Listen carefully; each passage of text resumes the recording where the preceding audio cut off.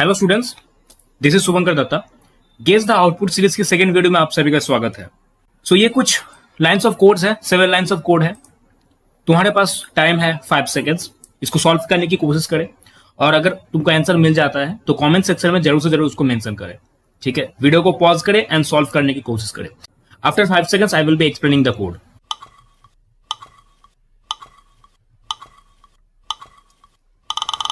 Alright, तो सबसे पहले इसका आउटपुट देखते हैं।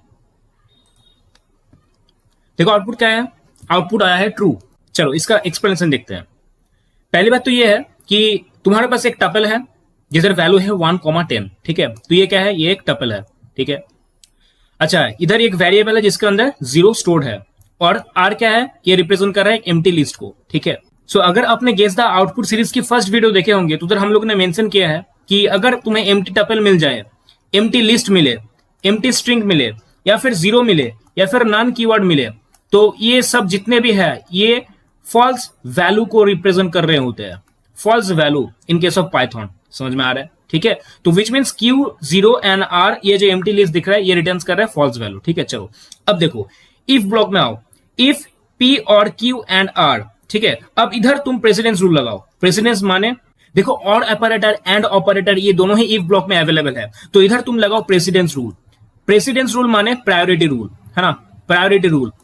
ठीक है, तो प्रायोरिटी रूल के हिसाब से तुम्हारा प्रायोरिटी रूल क्या कहता है कि पहले एंड ब्लॉक को, पहले एंड ऑपरेटर को एग्जीक्यूट करो। तो क्यू एंड आर, ध्यान दो इस बात को, क्यू क्या रिप्रेजेंट कर रहा है, क्यू फॉल्स वैल्यू को रिटर्न करेगा। अभी बताया ना कि जिधर भी 0 है वो फॉल्स वैल्यू को देख रहा है।